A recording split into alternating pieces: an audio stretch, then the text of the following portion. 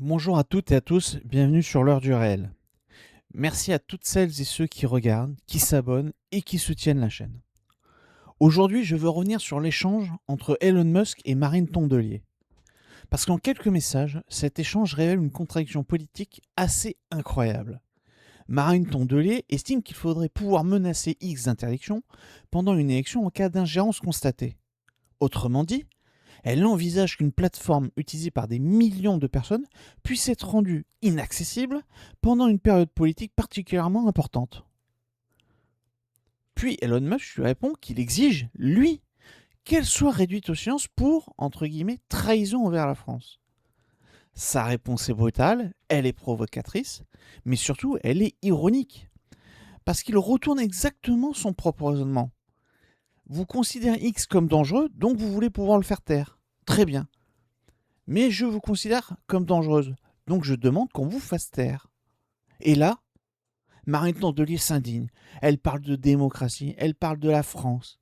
Elle explique qu'un milliardaire étranger n'a pas à décider quels responsables politiques européens doivent être réduits au silence. Mais justement, c'est exactement là que se trouve la contradiction. Parce qu'il faut bien mesurer ce qu'elle propose. Quand Marine Tondelier parle d'une éventuelle interdiction de X, elle ne parle pas simplement d'Elon Musk. Elle parle d'une plateforme sur laquelle des millions de personnes lisent, publient, discutent, travaillent, s'informent, débattent et expriment leur opinion.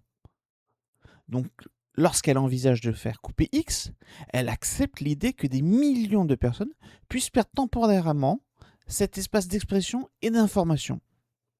Elle considère que cela peut devenir nécessaire. Très bien. Mais alors, mais lorsque Musk dit symboliquement, alors moi, je veux vous faire taire vous, tout à coup, là, la liberté redevient sacrée. Tout à coup, il est scandaleux de vouloir réduire quelqu'un au silence. Tout à coup, la démocratie est menacée. Vous voyez le problème? La limitation de la liberté des autres peut être présentée comme nécessaire, mais dès que cette même logique touche celui qui voulait l'appliquer, elle devient insupportable. Et c'est précisément pour cela que les principes doivent être les mêmes pour tout le monde. On ne peut pas dire la liberté d'expression est fondamentale quand il s'agit de moi, mais elle peut devenir secondaire lorsqu'elle concerne des millions de citoyens sur une plateforme que je considère dangereuse. Et il y a une deuxième contradiction. Parce que Marine Tondelier utilise X, comme énormément de responsables politiques. Ils y publient leurs déclarations, leurs vidéos, leurs déplacements, leurs réactions, leurs programmes, leurs communications.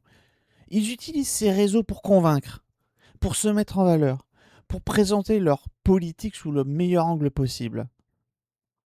Et là, curieusement, X est parfaitement utile.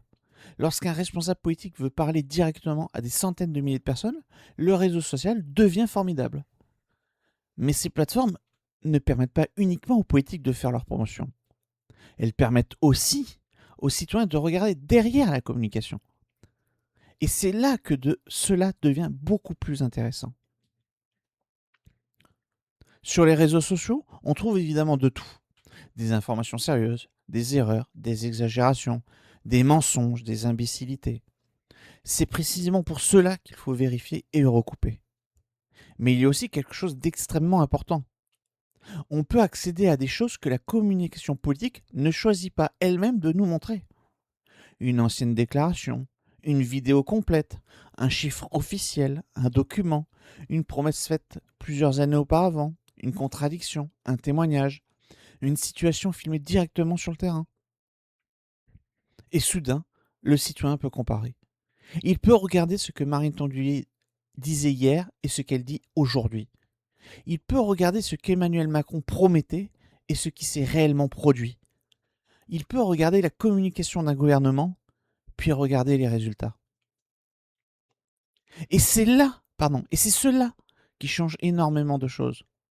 Parce que le pouvoir peut choisir ce qu'il peut mettre en avant. Mais sur un espace ouvert, il ne choisit plus entièrement ce que le citoyen va découvrir. Et parfois, ce que le citoyen découvre ne correspond pas du tout au récit qu'on lui présente. C'est là que je trouve cette affaire profondément révélatrice. Nos responsables politiques veulent évidemment utiliser les réseaux sociaux. Ils veulent leurs comptes, leurs abonnés, leurs vidéos, leurs publications, leur audience. Ils veulent pouvoir parler directement aux Français. Et c'est parfaitement légitime. Mais alors, il faut accepter la contrepartie. Les Français peuvent également utiliser ces réseaux pour regarder leur bilan, pour ressortir leurs contradictions, pour vérifier leurs affirmations, pour montrer ce qui ne fonctionne pas, pour montrer une information qu'un responsable politique préférerait peut-être ne pas voir circuler massivement. Et c'est là que le problème commence. Parce que lorsqu'un espace permet aux politiques de promouvoir son récit, il est utile, mais lorsque le même espace permet aux citoyens de confronter ce récit au réel, il devient soudain suspect, il devient dangereux. On parle d'algorithmes, on parle de fake news, on parle d'ingérence, on parle de menaces pour la démocratie. Parfois, ces problèmes existent réellement, mais il faut faire extrêmement attention à ne pas confondre une information fausse avec une information gênante. Ce n'est pas du tout la même chose. C'est exactement pour cela que je trouve également intéressant d'entendre Marine Tondelier affirmer qu'un algorithme de X serait pipé. Très bien. Mais puisqu'on nous demande constamment de lutter contre les fake news, appliquons exactement la même règle à tout le monde. Pipé, qu'est-ce que cela veut dire précisément? Quelle manipulation volontaire a été démontrée? Quelle preuve permet d'affirmer qu'Elon Musk aurait truqué son algorithme pour influencer spécifiquement la vie politique française? Parce qu'il existe une différence entre dire un algorithme produit certains biais et dire l'algorithme est pipé. Si vous exigez des preuves des citoyens, apportez également des preuves lorsque vous affirmez quelque chose. Sinon, cela devient assez extraordinaire. Ceux qui prétendent protéger la population contre les fake news commencent eux-mêmes à lancer des accusations extrêmement lourdes, puis demandent qu'on leur fasse confiance. Non. La règle doit être la même pour tout le monde. Vous affirmez, vous démontrez. Et finalement, c'est pour cela que la réponse d'Elon Musk fonctionne aussi bien. Elle est grossière, elle est provocatrice, mais elle met Marine Tondelier face à son propre principe. Elle dit « Cette plateforme est dangereuse, il faut pouvoir la faire taire ». Il lui répond « Moi je vous considère dangereuse, donc faisons-vous taire ». Et elle réagit immédiatement. « Vous n'avez pas le droit de décider que je dois être réduite au silence ». Exactement. Vous venez de comprendre le problème. Vous ne voulez pas qu'Elon Musk décide que votre parole est dangereuse et qu'elle doit disparaître? Très bien. Alors comprenez pourquoi des millions de citoyens peuvent eux aussi refuser que vous décidiez que leur espace d'expression doit disparaître. Ce principe est extrêmement simple. La liberté ne vaut pas uniquement lorsqu'elle protège Marine Tondelier. Elle vaut aussi lorsqu'elle protège ceux qui pensent exactement le contraire d'elle. Et heureusement. Et finalement, c'est cela que je retiens de cette histoire. Marine Tondelier envisage que X puisse être interdit dans certaines circonstances.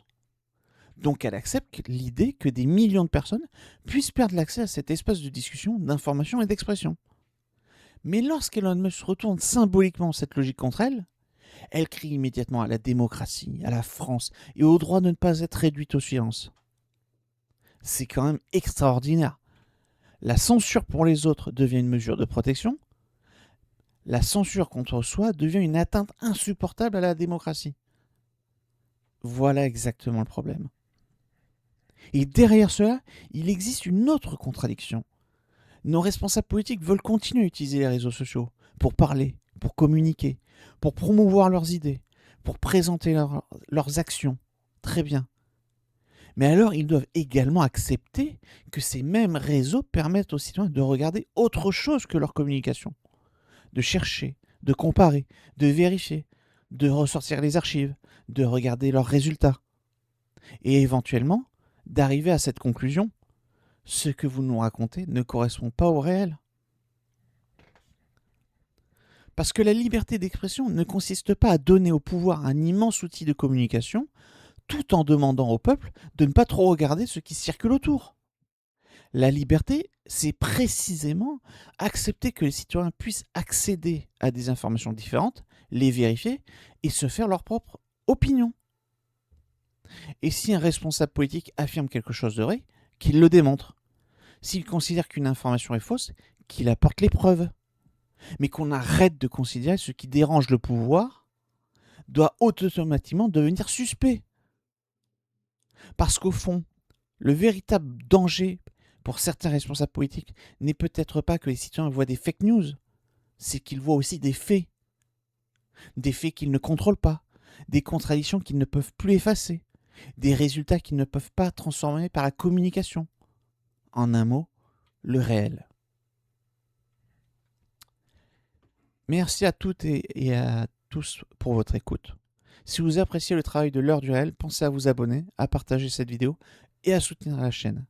Merci pour votre soutien et à très bientôt. Au revoir.